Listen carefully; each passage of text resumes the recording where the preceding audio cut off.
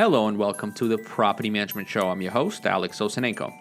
My day job is the CEO of 4.5, a marketing company that works exclusively with fee-based property management companies. I spent the last 7 years of my life helping property management companies become more successful by improving sales, marketing, and operational efficiency. On this show, we'll deconstruct success into its key components and invite subject matter experts to help you improve every facet of your business. Thank you for tuning in and enjoy the show.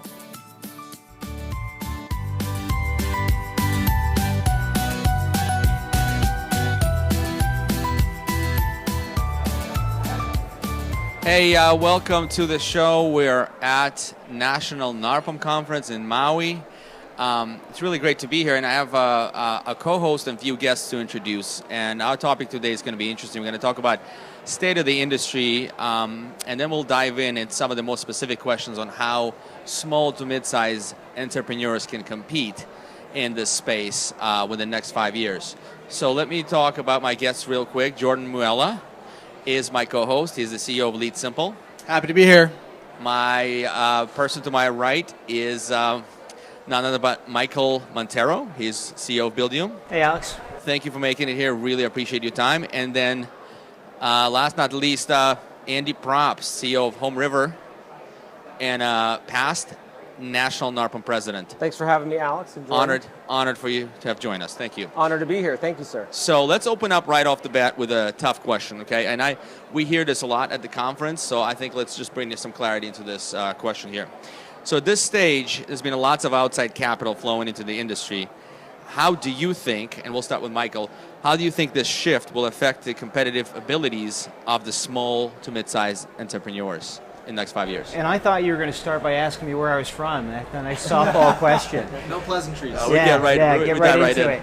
Yeah, you know, I think this same way that smaller independent companies have been competing with better funded companies since the beginning of time. I think it's really important for the independent property management company to first figure out how they're going to differentiate in the market. What are they going to be better at than anyone else? What are they going to be known for? And I think that's how property management companies, independent companies, are going to have to continue. They're going to have to do that in order to continue to compete with some of these larger, better funded companies. So whether that's we're going to specialize in a particular type of rental management, or we're going to really focus in on providing outstanding customer service, I think being really clear on who their ideal customer is, and then being really clear on how they're going to differentiate and what they're going to be known for is going to be really key.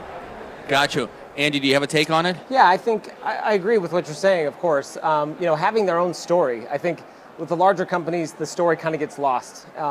So for them to go out there and talk to people and kind of share their story and how they got to where they're at, how their story helps that investor, that local investor, grow their business, and what their service means to them, connecting more on a local basis, is going to help them kind of stay ahead.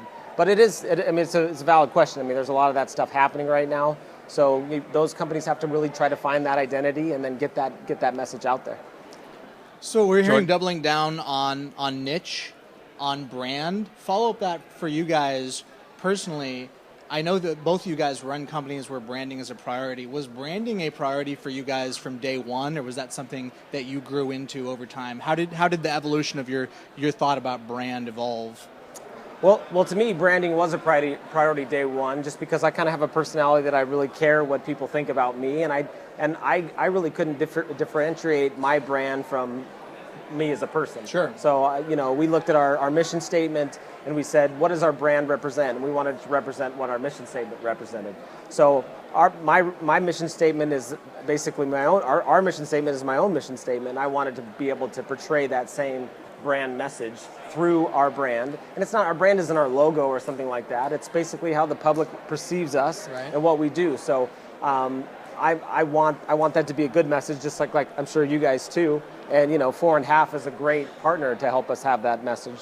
So the brand stuff is really important to me, from not just now, as we're a bigger company, but since day one. Priority from day one. Mike, how about yourself? Yeah, I'm not sure we thought about it as brand 12 years ago, but it was really important for us from the beginning to be really clear on how we were going to be different. So at Buildium, like in many other industries, we too operate in a really competitive market. We have competitors that are bigger, that are better funded. But we decided really early on, we got really clear on a few things. We decided first off that we were going to be laser focused on this vertical, on property management. Some of our competitors operate in other verticals. We decided we were going to be laser focused on small to medium-sized property management firms. Some of our competitors, they service the large enterprise all the way down to the small. And then thirdly, we decided we were going to be really laser focused on residential property management. So I'm not sure we thought about it as branding back then, but it is something we thought a lot about in the early days. Where are we going to focus? Where are we going to stake our claim? And that's helped us succeed in a competitive market. That's actually very interesting what you just brought up. I think that's a big takeaway here. Focus is branding. So one of my next question was like, what are specific things, the whats, that we can advise these smaller to mid-sized entrepreneurs to invest their time in right now? And I think focusing and picking out their persona, their perfect buying persona, that's basically terminology for saying who's your perfect customer. Yeah. Really zeroing in on that and building a brand around making your business as attractive as possible to these kind of folks. Yeah, we call that ideal customer profile. So the better, the clearer you can be on who your ideal customer. I mean, in property management, we hear this all the time. When you're starting out, people will take on clients, anybody that's willing to hire them, and I think the earlier you can be really clear on who your ideal customer is, the more successful you'll be. Also, there's a lot of rabbit holes in property management too. So property management is a great business. It's a tough business for an entrepreneur because it opens up so many different avenues of opportunities. And so it's important for those people that are really good at property management to say, the Bible phrase of no man can serve two masters, either loves one or hate the other. Because you can go down the collection road, you can go down the multifamily, the commercial, real estate. But the people that I know that run the best property management companies have that ideal customer, like you're saying, and then focus on what they do the best, and then they are able to do a really good job with growing their business. So to sum up what we're talking about, I think having a clear focus and also understanding the opportunity cost of being a squirrel mentality, right? Yes, there's a lot of squirrel opportunities in this business. If you don't believe me, walk down the trade show floor. We've been there. Because you could literally leave this place with 1,000 different opportunities of what you want to do. But it's most property management companies, I know, that go out of business, they die of indigestion. Other than not having enough opportunities. Too many opportunities cause them too many problems. So you have to have the discipline to say no. Yeah, you've got to. Because you could literally chase these all day long. Sure, yeah, absolutely. And I've been there, man. I've chased a few myself. I think we all have, yeah, absolutely. Yeah. So follow-up question here, guys. Just putting ourselves in the shoes of some of the companies that are experiencing some pressure here. How would you guys handle the following scenario? Hopefully you guys are up for this. Let's say you were running a 250-door property management shop, and over the last 12 months, a couple of well-funded businesses have entered your market, or direct competitors, and they're advertising low fees, and they have a pretty attractive service offering. And for the first year since you opened, you've lost more properties than you gained. So it is dead obvious you cannot float or go sideways. You're either going to have to level up and get to the next level, or go, or really start to suffer. How would you guys handle that situation?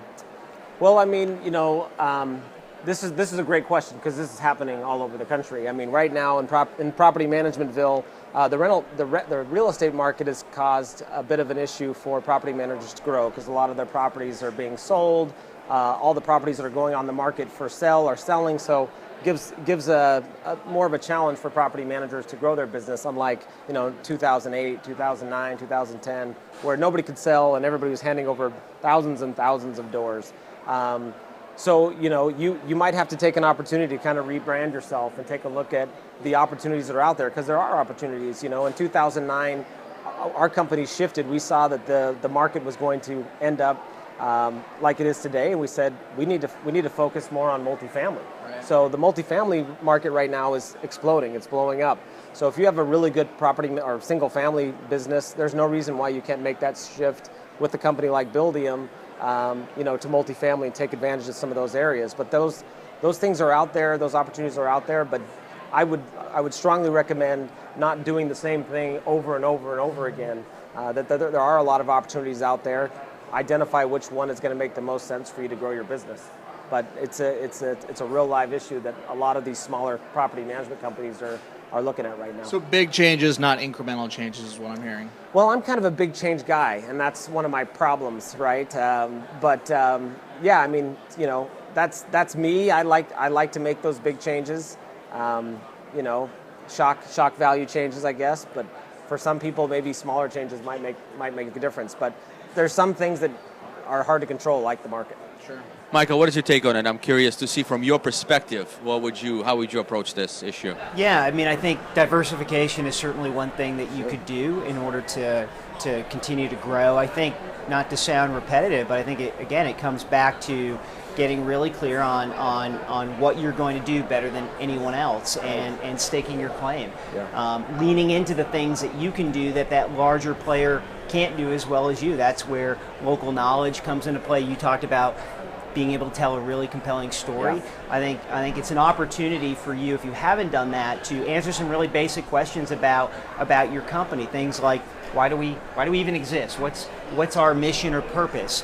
Questions like, what do we value? What do we believe? And what's the vision for my company 2 to 3 years out? I think answering some of those fundamental questions will help bring clarity to how you're going to differentiate and compete in the market. So it's one of those things that, you know, answering those questions, everybody sort of understands that they're important questions. They're not always the urgent things to address, but it's a good opportunity to sort of take stock, do some work on your business to figure out what those things are and how you're going to differentiate. And I think you hit it on the head. I don't think it's because the business isn't coming in. I think at 250 doors, property managers just get so overwhelmed with their business that they don't have time to focus on growing their business. They don't have the systems in place, and so they're just dug in. Look, I mean, 80%, they say anywhere from 65 to 80% of properties are managed across the country by self-managers. There's plenty of opportunity to go get that business, but it's hard to do when you're so stuck inside of your business.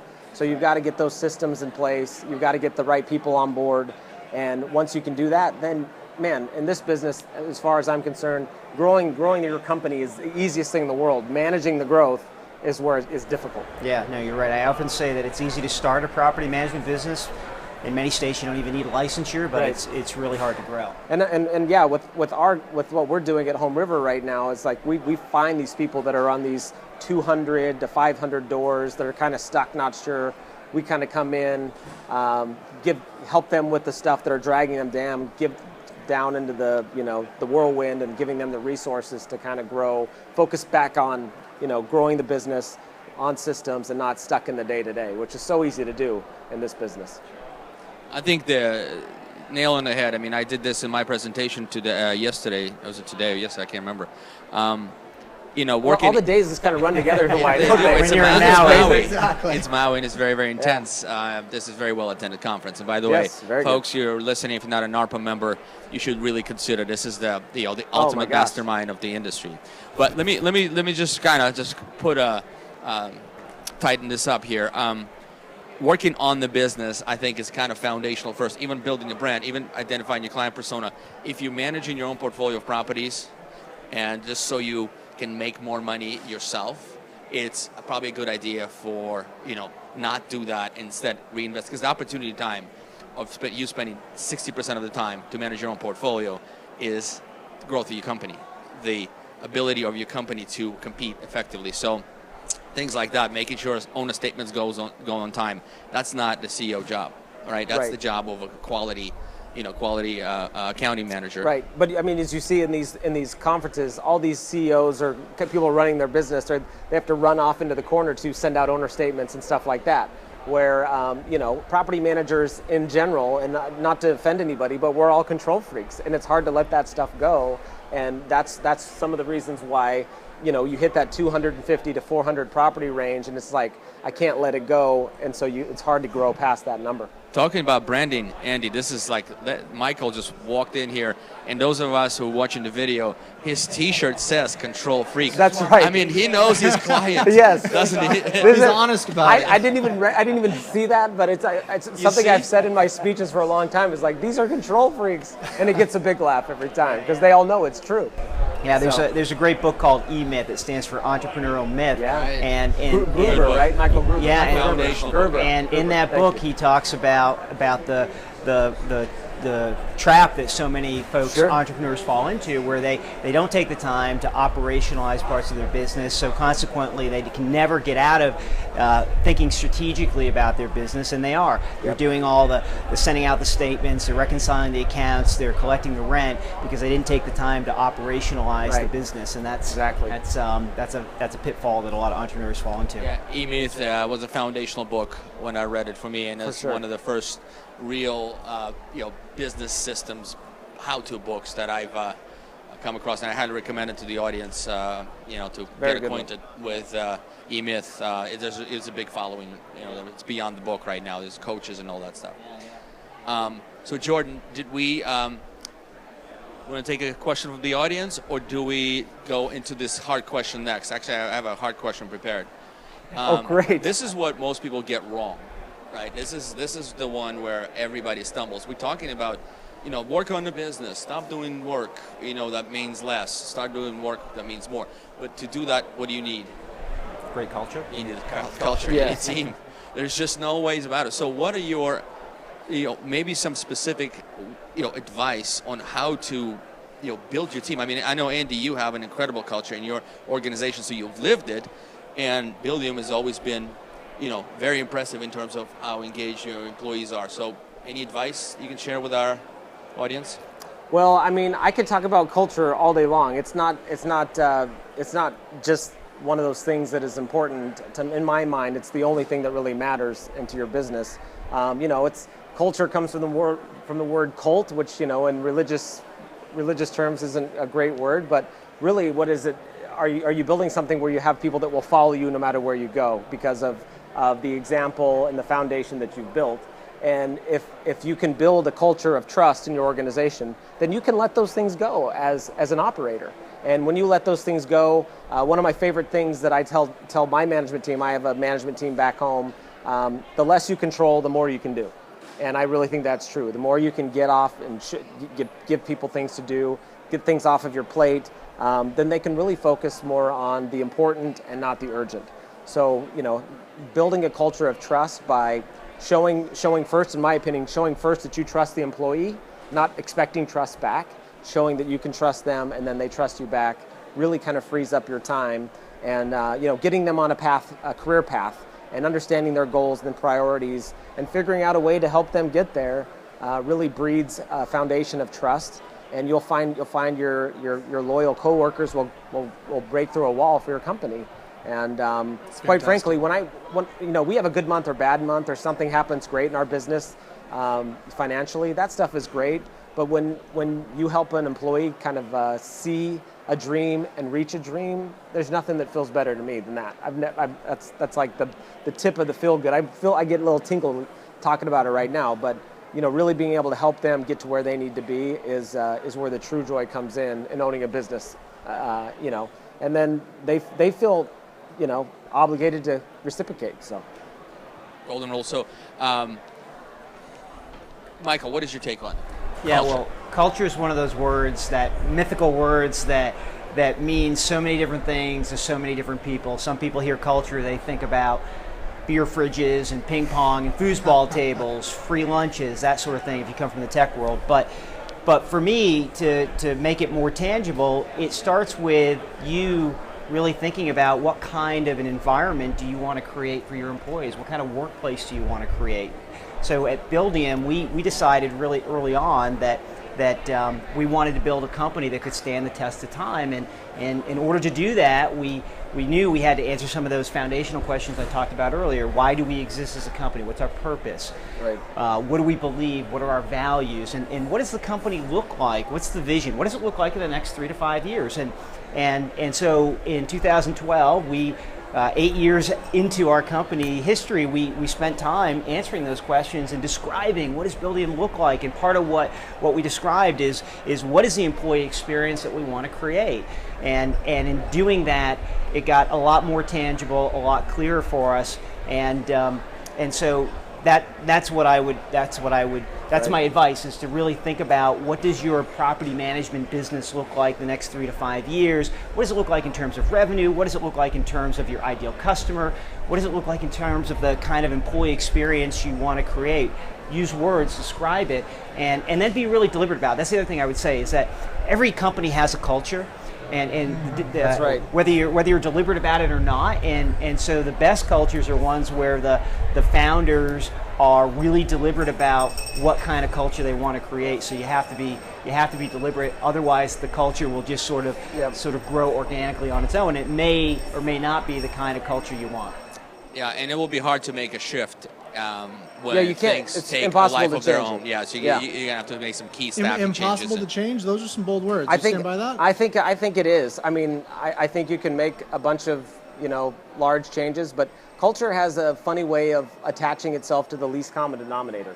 So you're well said. You've got to be able to get really good people and really good things in there, from the start. Because if you don't, good culture doesn't happen by accident. You really, like you said, you really have to think about it. You have to plan. And I really feel like the culture that we built at Park Place, which is one of the companies that we have, it was built from the ground up. It's like with the management team or myself didn't say, here's our mission statement, here's our vision statement.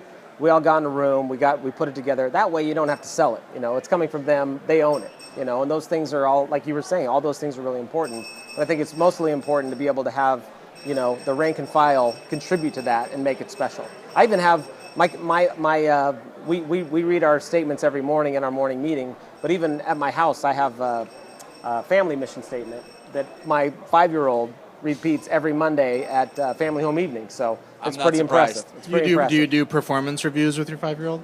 Yes. Yeah, yes and no. It's called Christmas. If there's no presents, she's been naughty. I love it. Just kidding. That's good. So we have a couple more minutes. I had one more follow-up please, question, yeah. guys. This is one I'm really curious to get both of y'all's takes on. What is y'all's thought on the rate of change driven by technology in this industry? Are we seeing any plateaus? We've seen the broad PC revolution that's kind of come and exploded, and now it's leveling off a bit. The rate of change driven by technology in this industry, is it accelerating, decelerating? What's y'all's thought? Well, I have a thought, but I feel like you're. Yeah, I think it's everything's speeding up. I mean, just look at the vendors on this floor today versus just 3 years ago. It's almost dizzying for property managers, because every year there are more tools, more technologies, more opportunities to automate. So I think it's interesting, because the industry has been generally slow to adopt technology relative to other industries, and but yet the rate of change is increasing, and so I don't think that trend is going to. I think it's a trend that's going to continue. I don't think it's going to slow, and so I think it's incumbent upon property management firms, particularly those that are looking to grow, the growth-minded ones, to figure out how to leverage the technology that's out there, because if they don't, it's going to be hard for them to compete. So I think it's going to continue to accelerate. I do think there's probably going to come a point where there's going to be some consolidation. I mean, the number of tools, as I say, it's dizzying. The number of vendors is dizzying. I think there probably will be some consolidation, sure. But I don't think it's going to slow down. Yeah, and I agree. I think like we talked about, a lot of these these companies coming in well funded. They're putting they're betting big on technology, and they're implementing it, and the smaller mom and pop companies are going to have to really embrace that to kind of keep up with a lot of the services that they offer. The good thing is, I'm not too concerned for us to get to Uber property management, something like that. The nice thing that we have is a ton of regulation. The industry is fragmented like crazy, and so that something like that might be coming down the pipe a long time from now, but I don't think in the near future. But I don't think it's going to slow down by any means, Jordan. I think it's going to be. I think we're going to see what we've seen, but even more going down the road. Makes sense. Yeah, I essentially agree. All right, guys. So I want to thank you kindly for your time, Michael. Happy to do it. It was pleasure, fun. and thank you for taking time out of your busy calendar, so Andrew. Really Appreciate it. Yeah. And thank you for listening, and we'll see you next time. Let's do it by the beach next time. Let's do it by the beach. All right, sounds right. good. Thanks All for being right. here, guys.